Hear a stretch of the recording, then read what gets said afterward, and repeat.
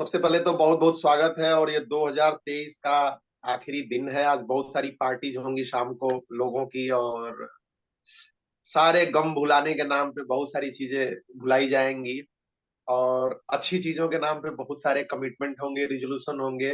मनोज शंकर जी मेरे ख्याल से जुड़ रहे हैं, जुड़ चुके हैं। अगर आवाज आ रही है, वीडियो ऑन कर सकते हैं सर। तो ये आपकी घरेलू मीटिंग है, बिल्कुल आप ऑन कर सकते हैं वीडियो, अपनी बात कह सकते हैं, अपना परिचय दे सकते हैं, बाकी जैसे कंफर्टेबल लगे। तो ये चर्चा हो रही थी कि आज लास्ट दिन है इस साल का, और अगले साल की शुरुआत है, और बहुत सारे रिजोल्यूशन होते हैं। तो गार्डनर्स का भी मुझे लगता है कि एक धर्म बनता है, एक रास्ता निकालने के लिए कम से कम उसको एक नया रिजोल्यूशन में शामिल किया जाना चाहिए। बहुत कम लोगों की लिस्ट में होता है कि 2024 में हम गार्डनिंग करेंगे, या हम गार्डनिंग में नई टेक्नोलॉजीज को इन्वेंट करेंगे, उसमें सुधार करेंगे। बहुत कम लोगों के लिस्ट में होता है।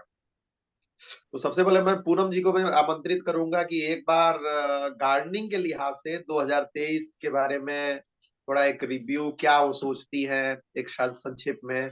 और 2024 में लेके गार्डनर के तौर पे, वेजिटेबल गार्डनर के तौर पे स्पेशली क्या उनके दिमाग में चीजें पक रही हैं, खिचड़ी पक रही है, एक बार उसको बताएं, फिर आगे ले चलते हैं इस डिस्कशन को। पूनम जी। हाँ, तो पर्सनली देखा जाए तो 2023 में भी मैंने बहुत सारे वेजिटेबल्स पे एक्सपेरिमेंट किया है और नई-नई सब्जियां उगाने के कुछ चीजें फेस करी, कुछ परेशानियां भी फेस करी जो एक्सपीरियंस नहीं था। तो आने वाले समय में और ही ज़्यादा जोश बढ़ा हुआ है कि अभी तो ऐसा लगता है कि जल्दी-जल्दी से चल भी रहा है कि जनवरी में सीडलिंग कर लें कि मतलब एक सीज़न में सक्सेसफुली 2-2 सब्जियाँ का हार्वेस्टिंग मतलब 2 बार, एक ही सब्जियों का 2 बार हार्वेस्टिंग ले सकें, किस तरह से यील्ड बढ़ाया जाए, ये सारी चीज़ों का कि अगर जैसे हम 50 टू 60% ईज़िली जो सब्जियाँ ग्रो करते हैं, तो उसका फ्लो नहीं खत्म हो। हर सीज़न में 24 में मेरा यही रहेगा कि किस तरह से हमेशा सब्जियों का फ्लो, प्रोडक्शन बना रहे, उस पे मेरा फ़ोकस रहेगा। बहुत सारा एक्सपेरिमेंट किया है और इस बार आने वाले साल में यही रहेगा कि वो तारतम्य ना टूटे, जो भी सीज़नल जो भी सब्जियाँ अवेलेबल रहें ईज़िली, तो वो किस तरह से गार्डन में ग्रो होती रहें और उनका प्रोडक्शन कंटिन्यू चलता रहे। तो इस पे फ़ोकस करना है मुझे 24 में। ये मेरा बहुत बहुत। टारगेट है। ये देखिए, ये जोश है। कम से कम 2023 बीत रहा है, 2024 आ रहा है, तो गार्डनिंग के गोल्स होने चाहिए। संध्या शर्मा जी बिल्कुल। जुड़ चुकी हैं। मैम, आपके घर की मीटिंग है ये, अगर आप चाहें तो बिल्कुल कैमरा ऑन कर सकती हैं, अपनी बात कर सकती हैं, तो थोड़ा सा एक इंटरेक्टिव हो जाता है, और कंफर्टेबल हो तो। और उसके अलावा जो है, मैं कुमुद जी के पास में एक बार जाऊंगा। हाँ संध्या जी, मेरे ख्याल से ऑन हुआ है, आपका माइक ऑन हुआ है। कुछ करना चाहेंगी, कुछ इंट्रोडक्शन देना चाहेंगी? और आज का जो नहीं, मैं टॉपिक है बेसिकली। मीटिंग ज्वाइन कर रही हूँ। अच्छा लग रहा है सुनकर, और आंटी वो देख के कैमरा नहीं ऑन पर कर पाऊंगी। I am on bed. तबीयत खराब है ओके मेरी। ओके, कोई बात नहीं, ओके, कोई बात नहीं। आप इजीली, और दुआ करते हैं कि आज तबीयत जो खराब है आज ही के दिन 2023 आपका लेके चला जाए खराब तबीयत को और आपको बिल्कुल, स्वस्थ रूप में धन्यवाद। आपको 2024 में लेके जाए। तो आज गार्डनिंग के गोल्स धन्यवाद। पे बात कर रहे हैं हम लोग आज, कि 2024 में थोड़ा सा एक रिफ्रेशमेंट होती है, ममता नया साल आता है। तो और मैं कुमुद मैडम के पास ही आ रहा हूँ। कुमुद मैडम, आंटी, आप कैसे देखती हैं 2023 को, एक गार्डनर के तौर पे आप कैसे देखती हैं? क्या आपके अंदर चेंजेस आए हैं, क्या इनोवेशन हुई है? और 2024 में क्या लक्ष्य, एक होता है ना रिव्यू करने का एक नए साल पे, तो क्या एक कुछ तो गार्डनर के तौर पे? आपने जो सर ये बनाया है टावर, वेजिटेबल टावर, इसी का मैंने एक नया सॉल्यूशन निकाला है कि वेजिटेबल टावर्स जैसे बनाया है उसी तरह ना इसको 2-2 फीट की हाइट के लिए हर गमले में अगर हम डाल दिया जाए, और इसके साथ में वो जो कंपोज हम बनाते हैं घर के अंदर, वो कंपोज घर के जितना भी वेस्टेज वो है सब वेजिटेबल्स का, फल्स का, वो उसमें डाल दे तो हमें खाद देने की जरूरत ही नहीं पड़ेगी, और उसी में वो एब्जॉर्ब होता रहेगा मिट्टी के अंदर। ये प्रयोग आप करना चाहती हैं 2024 में? एक हाँ जी। टारगेट है, बढ़िया है। इस पे कुछ राय रखूंगा मैं अपनी, थोड़ा सा डिस्कशन एक बार आगे चले। और क्या क्या टारगेट है गार्डनर के तौर पे, और 2024 में क्या क्या माइलस्टोन आप गार्डनर के तौर पे?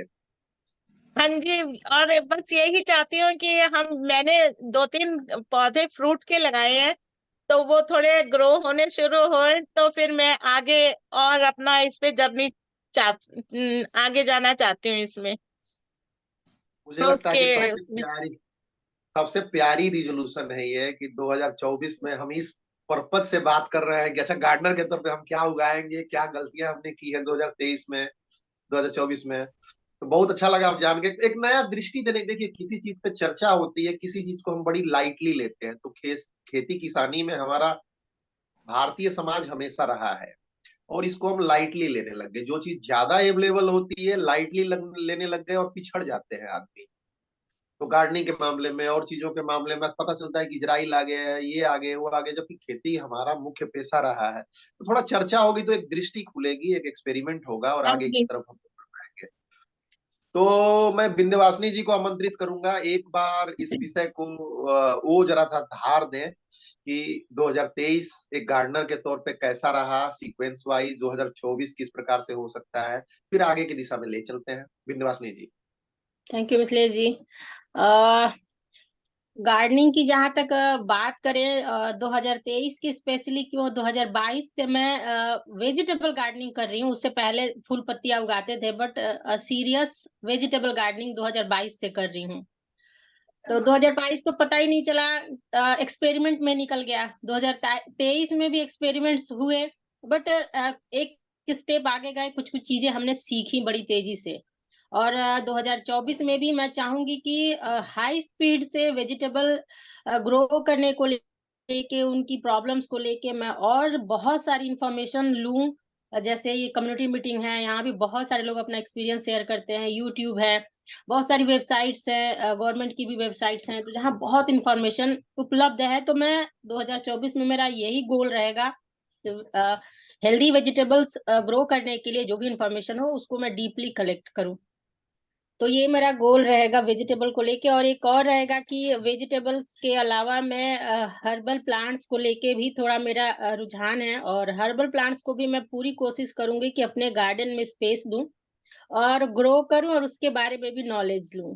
तो ये 2024 का मेरा रहेगा। और इसके अलावा मैं जो एक्सपीरियंस गार्डनिंग में ले रही हूँ, जो मैं सीख रही हूँ, उसे मैक्सिमम टू मैक्सिमम लोगों तक कैसे पहुंचाया जाए, बाकी लोगों को कैसे वेजिटेबल ग्रो करने के लिए अवेयर किया जाए, और इस पे भी मेरा ध्यान रहेगा कि अपनी बातें मैं ज्यादा से ज्यादा लोगों तक कैसे पहुंचा पाऊं। तो 2024 का ये मेरा गोल रहेगा एज अ वेजिटेबल गार्डनर।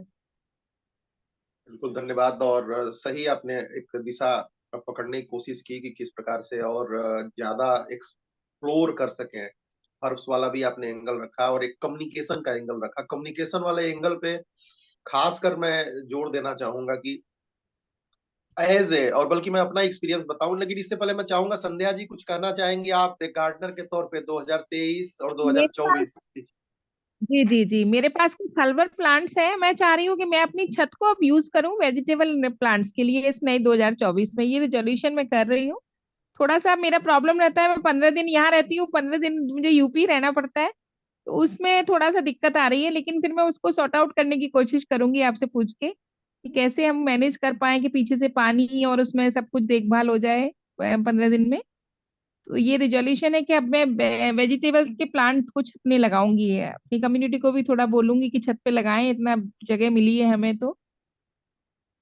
बिल्कुल बिल्कुल, ये जिनके पास छत है वो तो इस मामले में शहरी लोग ब्लेस्ड है। मतलब उनको भगवान का वरदान है कि छत उनके पास मिल गई है। बिल्कुल, नहीं तो मेरे पास डेढ़ बालकनी सौ वाले। ऊपर बहुत बड़ी छत है, तो आधे में तो हम लगा ही सकते हैं वेजिटेबल प्लांट। मैं बताता हूँ कि इसमें खासकर जो वर्टिकल गार्डनिंग वाला इनोवेशन हुआ है, तो खुद हम लोगों को भी बड़ा आश्चर्य हुआ कि सच में छत की और जगह की कितनी यूटिलिटी हो सकती है और बिना ऑक्युपाई किए वो स्पेस। तो ये एक बड़ा बढ़िया बिल्कुल। लगा। तो छत पे जैसे आपने बोला कि आधा लगाने की भी जरूरत नहीं है, बल्कि वो एक फैंसी हो जाता है। जैसे वॉल खड़ी है तो एक और मान लीजिए कि एक और करीब 6 इंची की आपने वॉल खड़ी कर दी, तो बस उतना ही स्पेस लगना है। और होम विजिट एक के बड़ा लिए अच्छा बुलाया था मैंने। जी जी, होम विजिट के लिए बुलाया था मैंने, तो अब देखिए कब अब मिलना होता है। बिल्कुल बिल्कुल बिल्कुल आ जाएंगे। एक बार जरूर वीडियो बना के आप भेजिएगा। एक बार हमारा नंबर्स भी है, तो जिन दिन से भी आपकी बातचीत चल रही है मेरे ख्याल से, तो आप एक बार ठीक है। वीडियो बना के जरूर भेजिएगा, मुझे भी भेजिएगा और अब विजिट करेंगे आपके यहाँ, कोई दिक्कत नहीं। तो एक बिल्कुल आइडिया लग बिल्कुल जाती है, एक पर्सपेक्टिव हो जाता है। बट ठीक है, जी इस जी विषय जी को, जी। ये रिजोल्यूशन भी अगर आदमी ले ले कि, अब मैं बड़ी चीज नहीं कहता, कुमुद मैडम है, आप लोग वरिष्ठ हैं, सभी अनुभवी हैं, मैं कह रहा हूँ कि अगर कोई धनिया उगाने की भी प्रॉमिस ले ले 2024 में, जो लोग भी आगे वीडियो देखेंगे तो एक सार्थकता हो जाएगी, चलो धनिया के बीज हम डाल देंगे। चना मटर कितना आसान है गमले में, खासकर अभी कुमुद मैडम कुछ भी मेहनत नहीं लगी, ग्रो बैग जिस कुछ नहीं समझ में आए तो जो फल फूल या पत्तियों के पौधे लगे हैं, ऑर्नामेंटल लगे हैं, उसी में आप बीज डाल दीजिए और वो धीरे धीरे ग्रो कर जाएगा, और एक बार आप स्वाद लीजिए, फिर उसके बाद देखिए कि आपका मन धीरे धीरे धीरे धीरे उस दिशा में आएगा। तो बहुत सारे लोगों को तो मुझे लगता है कि प्रॉमिस लेना चाहिए। और कुछ प्रोफेशनल्स में बातें करूं कि सच में अगर सीरियसली लेके जाना है तो 2023 में जो मैंने सीखा है, किसान फैमिली से हम लोग सभी कहीं ना कहीं रिलेट करते हैं, कोई ना कोई हमारे, चाहे अपने घर में, चाहे नाना के घर में, चाहे कहीं भी, निश्चित रूप से सभी के डायरेक्ट इन्वॉल्वमेंट है किसान फैमिली में इंडिया में, सभी जानते हैं। लेकिन 2023 में जो मेरी जर्नी रही, मैं अपनी पर्सनल बात करूं तो एक प्रोफेशन के तौर पे इसको मैंने देखना शुरू किया, सीरियस लेना शुरू किया मैंने इसको। मैं आईटी में मेरा सब कुछ ठीक ठाक है, व्यवस्थित है, दिल्ली में सारी व्यवस्थाएं हो गई हैं, घर से आए गए, लेकिन मैंने कहा कि यार इसको एक प्रोफेशन के तौर पे इस पे सीरियस रिसर्च करने की क्यों जरूरत नहीं है। तो मैंने जो सीखा व्यक्तिगत रूप से कि इसको गंभीरता से लेना शुरू किया कि अगर मुझे इंग्लिश बोलनी है तो मैं कोचिंग ले सकता हूँ, अगर मुझे पब्लिक स्पीकिंग करनी है तो मुझे कोचिंग लेनी चाहिए, अगर मेरा बेटा कुछ सीखना चाहता है स्पोर्ट्स में, फुटबॉल क्रिकेट, ये कोई सीखने की चीज है कुमुद मैडम, लेकिन इसमें लोग 50-50 हजार लाख लाख रुपए पैसे खर्च कर रहे हैं, गार्डनिंग में क्यों नहीं। तो इसका जो मुझे बाई प्रोडक्ट नजर आया कि इसी वजह से लोगों का मन भी उतर जाता है। क्योंकि अब देखिए कुमुद मैडम ने भी एक बात की, कल किसी ने ग्रुप में डाला भी था, मैंने वहां नहीं कहा कि इनकरेज करना चाहिए किसी भी डिस्कशंस को, तो जो कंपोस्टिंग है या कोई भी चीज है, तो ऐसे एक चीज देखते हैं हम, एक चीज देखने के बाद हम करने लगते हैं, वहां समस्या क्या आती है कि हर व्यक्ति, कोई एक्सपेरिमेंट खराब नहीं होता, लेकिन हर व्यक्ति एक लेयर की एक्सपेरिमेंट करता है, पहले लेयर की शेयर कर देता है, उसमें भी कोई बुराई नहीं है, लेकिन अपनाने वाले उसकी कमियों को बिल्कुल समझते नहीं है, बल्कि उस पर थोड़ा रिसर्च कर लेना चाहिए। अब कंपोस्टिंग को लेकर एक बहुत बड़ा अभियान चला है, मैं उसका समर्थक भी हूँ और उसका एक लेवल पे विरोधी भी हूँ। क्योंकि जब आदमी किचन वेस्ट से कंपोस्ट बनाने की शुरुआत करता है तो कई बार क्या समस्याएं आती हैं, बदबू की समस्याएं आती है, गंदगी की समस्याएं आती हैं, फंगस की समस्याएं आती हैं। इन समस्याओं पे ऑलरेडी बातचीत हो रखी है, वीडियो बन रखी है। तो इन चीजों पे जैसे प्रोफेशन के तौर पे एक बार पावर पॉइंट प्रेजेंटेशन बनाते हैं तो कुमुद मैडम है, थोड़ा सा 4-5 वीडियो और देख ले, दो तीन बात और कर ले, मुझे लगता है कि फेलियर से ये चीज बचाएगी। तो गार्डनिंग को कैजुअल लेने की बजाय अगर थोड़ा लोग सिंसियर ले, प्लानिंग कर लें, अपने छत पे हमें कोई, या रूम में हमें कोई कलर कराना होता है, 4 पेंटर्स को बुलाते हैं, प्रॉपर उस पर रिसर्च कर लेते हैं कि क्या करना है, कैसे करना है, कोई सामान खरीदना है, 4 दुकान जाते हैं। गार्डनिंग को थोड़ा कैजुअल लेने की अप्रोच है। तो मैंने जो पर्सनली सीखा, जो मैं कम्युनिकेट करना चाहता हूँ कि थोड़ा रिसर्च की जरूरत है, थोड़ा प्रोफेशनली की जरूरत है, इस पे आधे घंटा रिसर्च कर ले, वीडियो में नोट्स बना ले। मुझे लगता है कि ये गार्डनिंग के तौर पे फिर हम समझ जाएंगे कि क्या करना है क्या नहीं करना है। और यही मेरा दूसरा पॉइंट भी है। पहला पॉइंट, प्रोफेशनली हम लेके थोड़ा रिसर्चियल कर लें, रिसर्च कर लें, तो एक गार्डनिंग के तौर, गार्डनर के तौर पे हम सक्सेस हो सकते हैं। दूसरा ये है कि क्या करना चाहिए और क्या नहीं करना चाहिए। मैक्सिमम क्या होता है कि अधिकांश लोग सब कुछ करने लगते हैं, वहां चैलेंजेस क्या आते हैं। अब जैसे फ्रूटिंग के अलग पैरामीटर्स हैं, फ्रूटिंग प्लांट्स के लिए, वेजिटेबल के लिए अलग पैरामीटर्स हैं, अलग आउटकम है, उसके बाद फ्लावर प्लांट्स के अलग पैरामीटर्स हैं।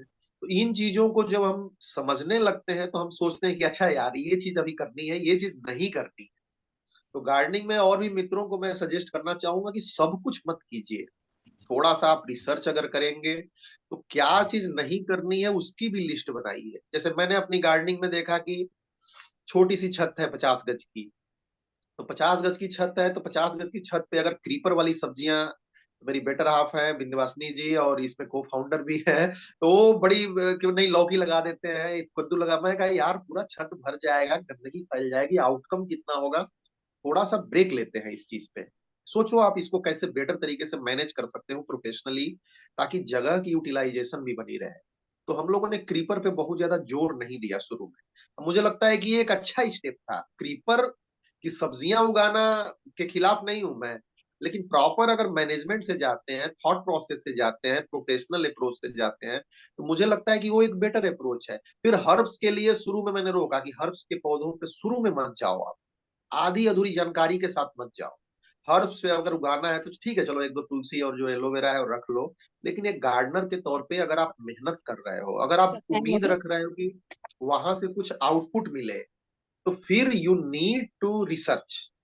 फिर आपको बैठना पड़ेगा, 1 घंटे रिसर्च करनी पड़ेगी, कहीं कोई कोर्स होता है तो करना पड़ेगा, गवर्नमेंट की आईसीएआर की वेबसाइट है उस पर जाना पड़ेगा।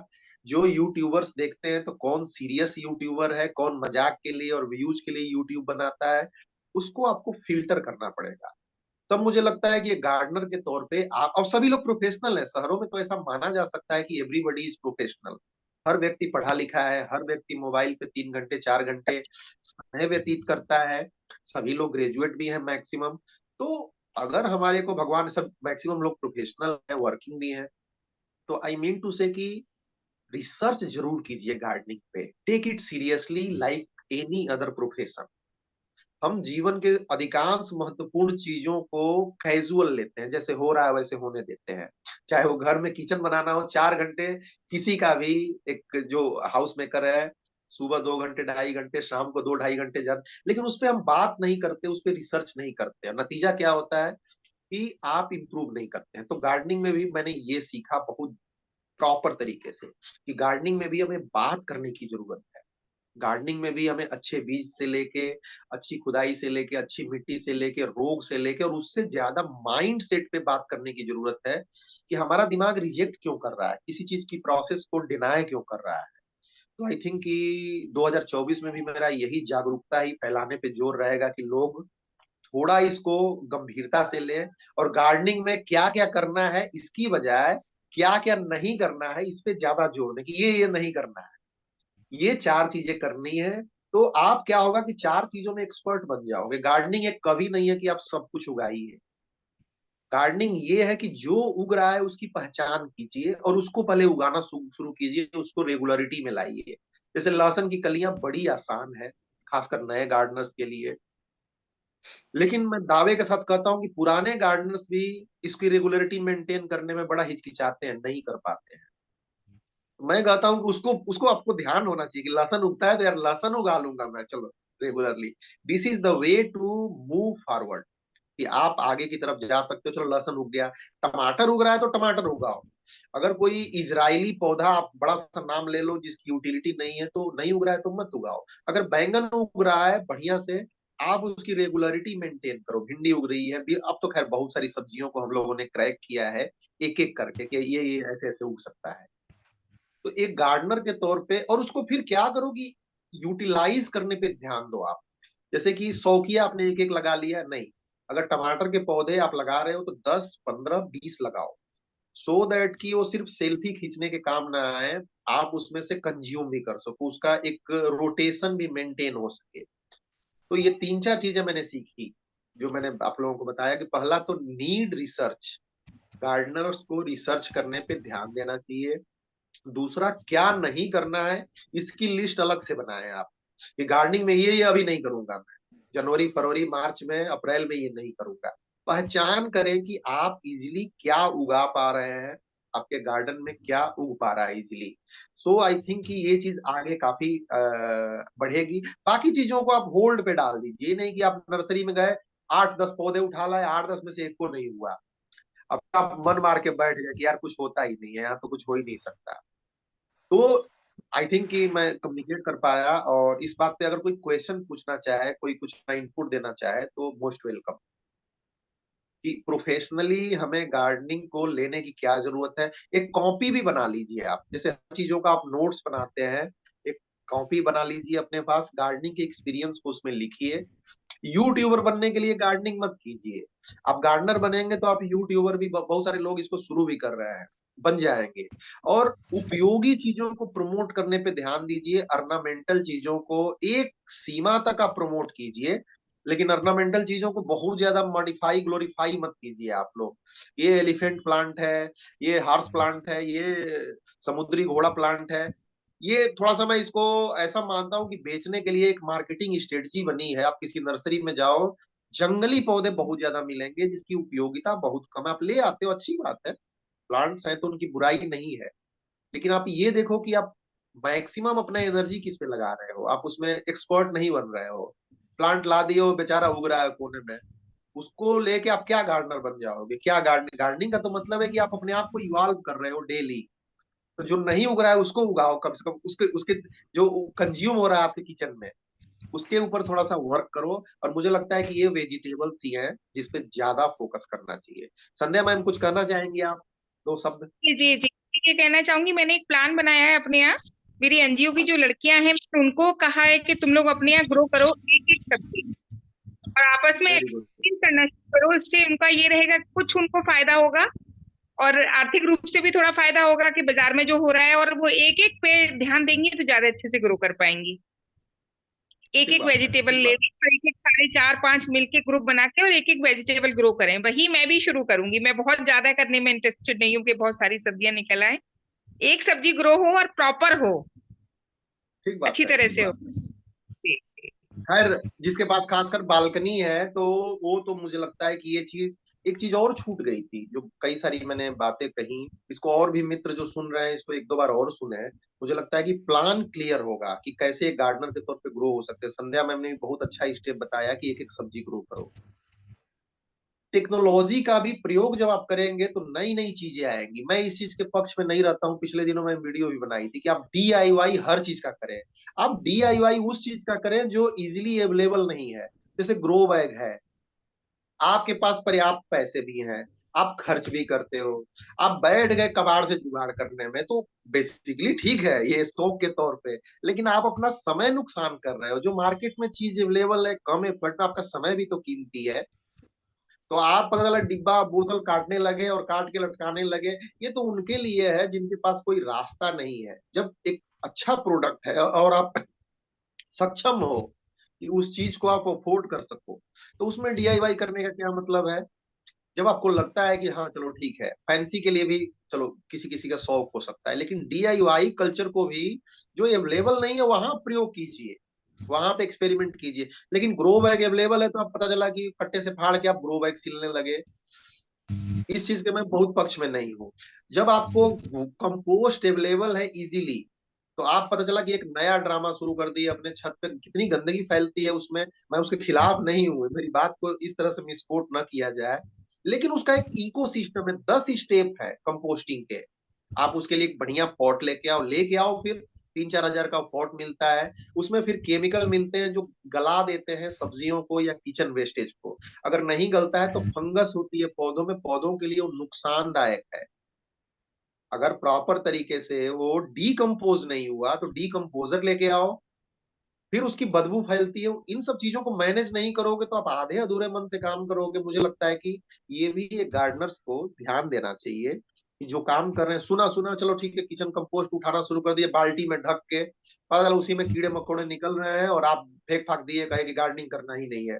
आपके घर का कोई सदस्य मैं आया। यहाँ मैं अपना एक्सपीरियंस शेयर करना चाहूंगी। मैंने 2-3 बार ट्राई किया किचन वेस्ट से कंपोस्ट बनाने का, और वो एक अलग ही प्रोसेस है। पता चला गार्डनिंग पीछे छूट गई, और मैं दिन रात कंपोस्टिंग में लगी हूँ। बदबू आ रही है, उसमें से लिक्विड जो है वो बह के पूरे छत पे फैल गया। तो इतना इरिटेट हुई, और उसके बाद 2 महीने के आसपास बाद वो जो खाद निकला, वो समझ में नहीं आ रहा था कि मैं इसका करूं क्या, क्योंकि वो डायरेक्ट पौधे में डालने लायक नहीं लग रहा था। इसको सुखाऊं क्या? फिर वो मैं इतनी इरिटेट हुई कि मैंने कान पकड़ लिया कि बाल्टी बाल्टी में कंपोस्टिंग करनी नहीं है। हाँ, कभी ऐसा मुझे लगा फ्यूचर में तो प्रॉपर मैं कंपोस्ट बिन खरीद के ले आऊंगी, और जो भी इक्विपमेंट उसके होते हैं कंपोस्टिंग का, ताकि ना गंदगी फैले। क्योंकि गार्डन में तो हम सुख शांति और थोड़ी सी पीस के लिए जाते हैं, पता चला कि कंपोस्टिंग की बदबू से सर फटा जा रहा है। तो ये एक मेरा अनुभव है। बहुत बड़े बड़े कीड़े पड़ गए थे, और ढक्कन खोलते ही मक्खियां वगैरह भन बनाने लगती थी, तो ये पूरा एक एरिया डिस्टर्ब हो गया था। अब ये मैं थोड़ा सा रोकूंगा क्योंकि लास्ट का समय बचा है, समअप करना है। तो बिल्कुल आपने सही बताया, और ये आपको कोई यूट्यूबर नहीं बताएगा, तो वो तो सही वाला साइड दिखाएगा आपको कि वाव, मजेंडा कलर वाव, और पिंक कलर वाव, वाव वाव वाव, सर और ऐसा पता चला कि सर ऐसा नहीं है। सर ऐसा नहीं है। मैंने खुद कंपोज बना रही हूँ मैं घर में। तो अगर आपने कोई बाल्टी भी ली है तो उसके नीचे होल करिएगा, और होल वो बाल्टी है ना किसी ऐसी जगह पे रखिए डिब्बा, जो लिक्विड वाला कंपोज होता है वो उसमें गिरता रहता है और ऊपर सूखा रह जाता है। उसके अंदर चारों तरफ आपको एयर के लिए वो बनानी पड़ती है, कम मतलब ड्रिल मशीन से छेद करने पड़ते हैं ऊपर तक। और ऊपर जो ढक्कन है उसमें भी थोड़े से 2 पॉइंट रखने होते हैं। और फिर जब नीचे फर्स्ट लेयर डालो तो फर्स्ट लेयर मिट्टी की, और जो आपके पास जो भी कंपोज है मतलब वर्मी कंपोज वगैरह, उसकी एक लेयर बिछाते हैं मिट्टी के बाद। और फिर जो थोड़े बहुत गत्ते जैसे कार्डबोर्ड वगैरह के गत्ते ये आ जाते हैं डिब्बे विब्बे, वो भी काट के डालने होते हैं। फिर उसके ऊपर सब्जियों का लेयर बिछानी होती है, और वो लेयर बिछा के फिर आप उसको ढक के रखिए। फिर थोड़ी सी सूखी मिट्टी डालनी होती है। उसको बनाने का सब प्रोसीजर है, और वो प्रोसीजर मैंने खुद फॉलो करा है, और मैं खुद घर में बना रही हूँ ये चीज। तो इसीलिए मैं मैंने एग्री आपको कर, बोला था।